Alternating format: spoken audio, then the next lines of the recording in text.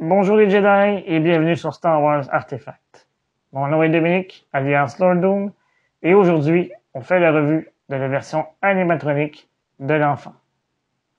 Que vous l'appeliez bébé Yoda, The Child, la planète Star Wars est tombée sous le charme de cette adorable créature il y a déjà 1 an. Son joli minois a fait le tour du monde et nous avons été inondés de nombreux produits dérivés, dont plusieurs reproductions. Pour ma part, j'ai résisté à la tentation de me procurer une version précédente et j'ai attendu, à mon avis, ce qui est la version ultime de l'enfant. Avant d'aller plus loin, je vous invite à vous abonner à la chaîne, à cliquer sur le bouton j'aime, ainsi que sur la petite cloche pour recevoir les notifications, et à ne pas hésiter à laisser des commentaires au bas de la vidéo. Sans plus tarder, procédons à la revue. Pour mettre l'enfant en marche, il faut tasser le bouton situé à l'arrière sous sa tunique. Il existe 3 modes: marche, démo et arrêt. Il requiert 3 batteries AA et mesure 8 pouces ou 20 cm de haut. Il peut émettre 25 sons différents. Pour activer les sons et les mouvements, il faut tout d'abord frotter une fois la tête de l'enfant.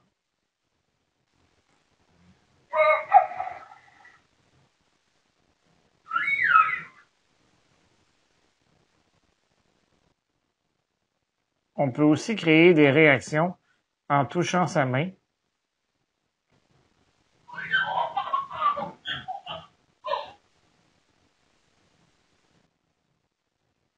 ou en lui chatouillant le menton.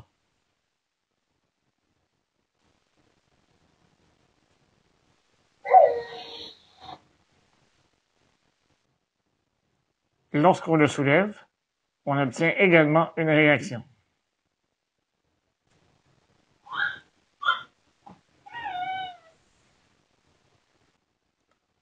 La tête est faite d'un plastique rigide et ses oreilles sont faites d'un caoutchouc plus souple afin d'accommoder le mécanisme inséré à l'intérieur. Lorsque l'on veut activer le mouvement de la force, il faut frotter son front 3 fois.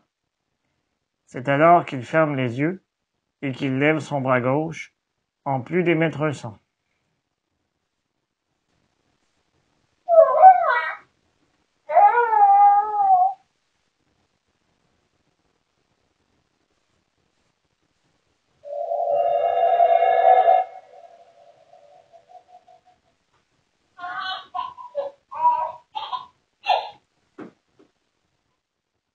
Lorsqu'on le couche, l'enfant ferme les yeux et on peut l'entendre respirer.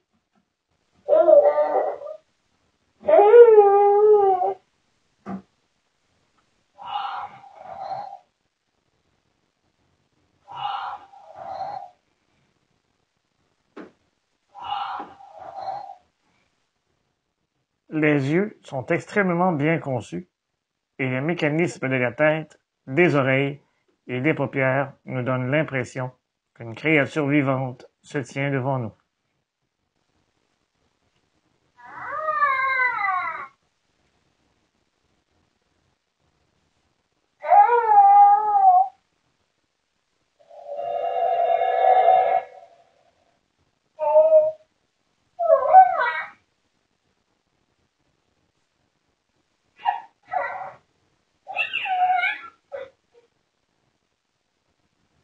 Comme accessoire, il possède un pendentif de mythosaure en plastique gris, dont la finition aurait pu être d'une plus grande qualité.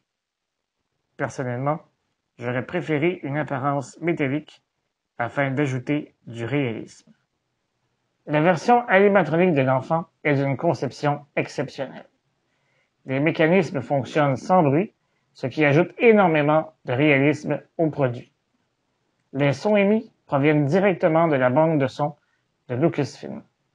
En date d'aujourd'hui, il s'agit de la plus belle version de l'enfant sur le marché. Son coût de 80 $ peut paraître élevé, mais il en vaut définitivement le prix. Cependant, au moins 3 choses m'ont déçu sur ce produit. Sa taille n'est qu'à 50% de la grandeur nature. Le corps en plastique rigide, sous la tunique, nous donne vraiment l'impression qu'il s'agit d'un jouet. Et troisièmement, le fait qu'une version de luxe du produit vient tout juste d'être annoncée. Cette version contiendra une poche de transport, comme on a pu le voir dans la série.